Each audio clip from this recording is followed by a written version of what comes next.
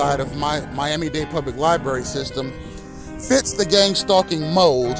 and I figure that simply by talking about gang stalking in general, these problems would be addressed. But they've not been addressed, ladies and gentlemen, because these people know my name, they have my phone number on file, they have my email address, mailing address, and other personal information that they can draw from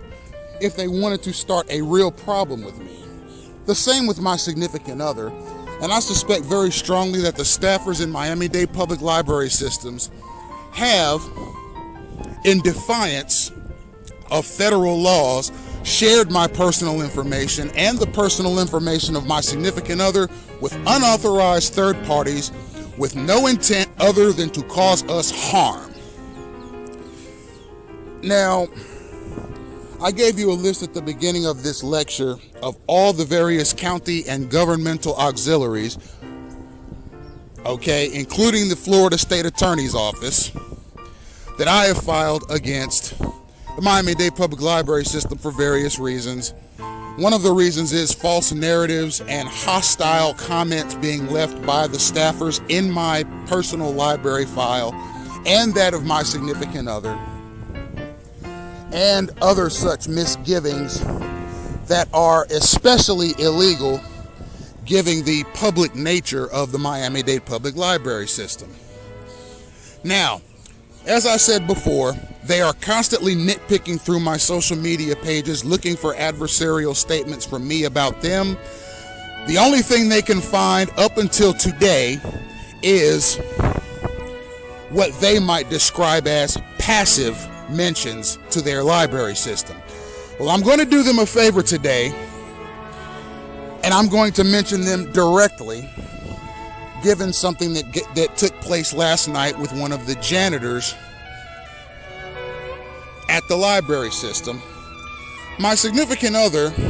sits in a small opening near the side of the library on a nightly basis and uses her phone for news, politics, sports, TikTok, and playing games like Sudoku or puzzle games until me and her are ready to retire for the evening. Last night, excuse me, clearing my throat, this janitor, who is contracted to the Miami-Dade Public Library systems, but no doubt did this at the behest of a staffer in the library system, backed his van within 3 feet of the opening on the side of the building that my significant other likes to sit in, with his tailpipe pointed directly at her. I actually filed a police report about 6 months ago against this same janitor for doing something similar to her, in which he turned his vehicle on and allowed the exhaust fumes from his vehicle to pour into her face freely. And by the time the officers responded and I had asked for an opportunity to press charges against this janitor for assault against this significant other on account of the exhaust fumes that he was intentionally letting into her face, the officer told me that he was not able to press charges because he was not there to actually witness the person blowing exhaust fumes from his tailpipe right into her face intentionally. Last night, he tried to do it again. He didn't expect me to see it because I'm typically back later than the time that he was attempting this last night. So he wasn't expecting me to show up, and he was getting ready to do that to her again, probably at the behest of someone in the Miami-Dade Public Library system. I basically told my significant other, Lori, what I thought of him and what I thought of what he was trying to do, and that it was violent. So ultimately, she left that little opening this time, unlike last time, before he was able to perpetrate that particular act of thuggery and malice. The Miami-Dade Public Library System has blocked my public records request module illegally,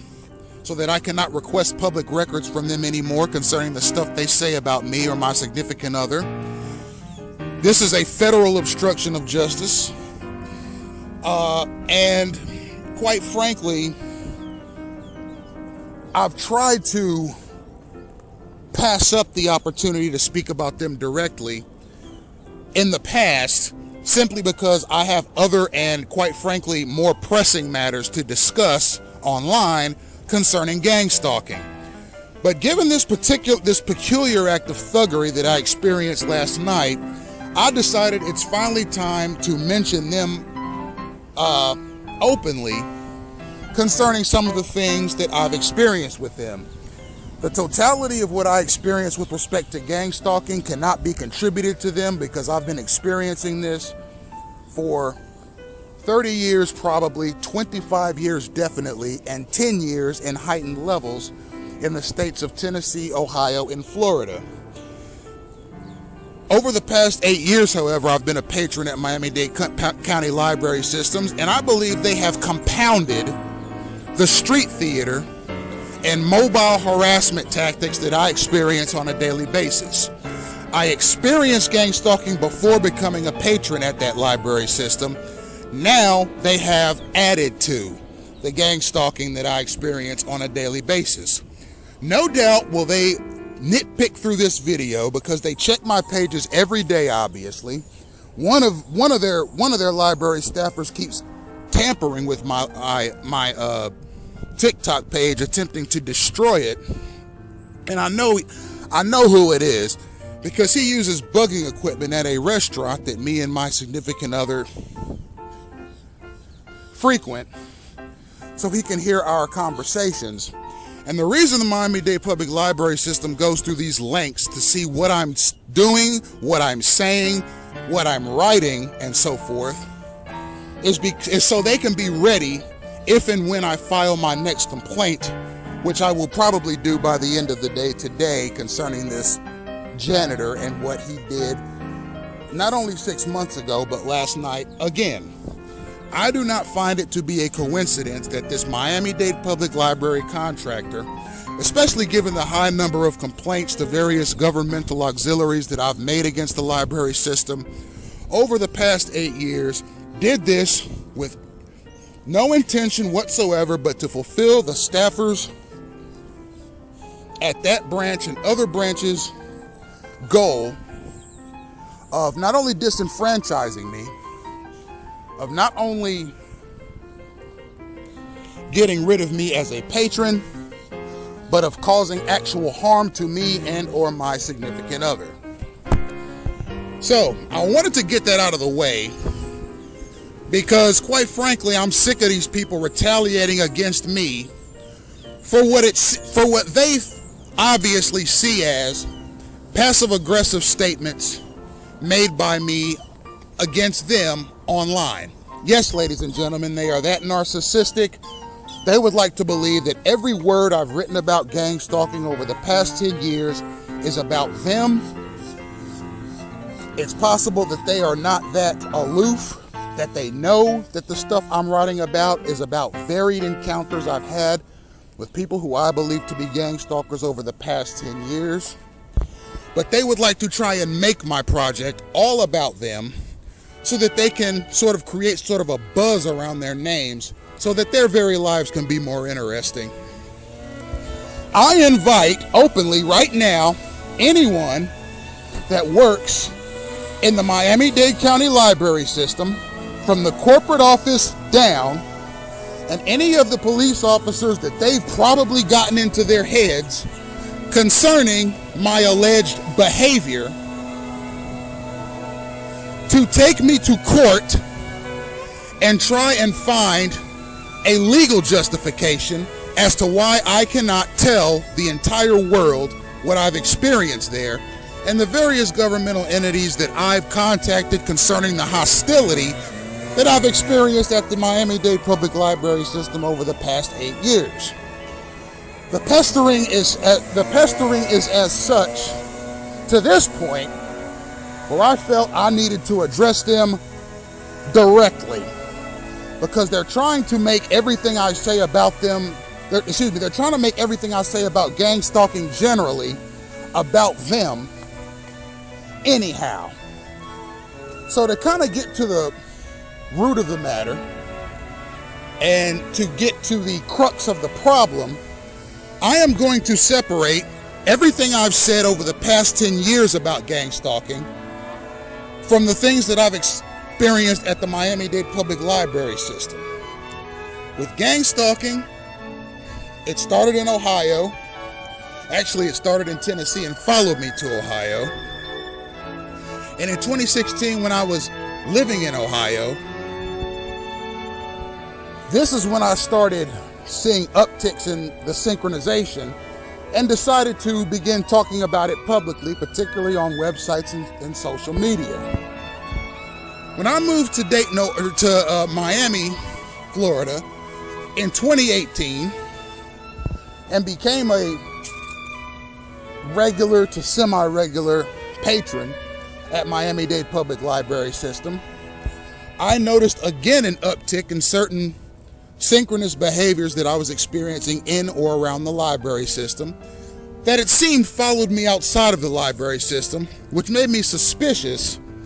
that there are gang stalking protocols being used in the Miami-Dade Public Library System,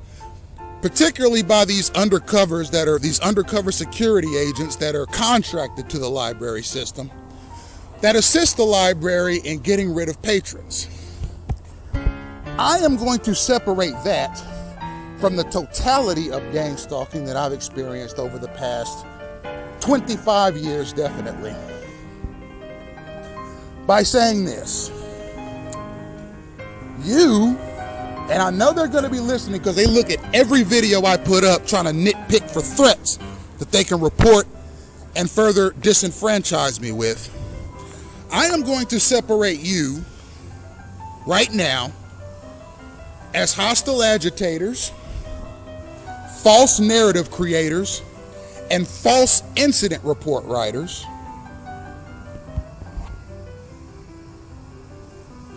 and people who utilize a call and response system to thugs outside the library to try and further cement a patron's departure from your library system. That is different than the various modes of gang stalking I've experienced over the past 25 years, and even the gang stalking that I've experienced over the past 10 years, in that there's no way. Well, actually, I'm not going to say there's no way. I've been proven wrong in that assertion before. When it comes to the national security apparatus in the United States, there always is a way to trample someone's constitutional rights. And yes, I experienced gang stalking before, during, and after becoming a patron at the libraries in Miami-Dade County, but they have compounded to it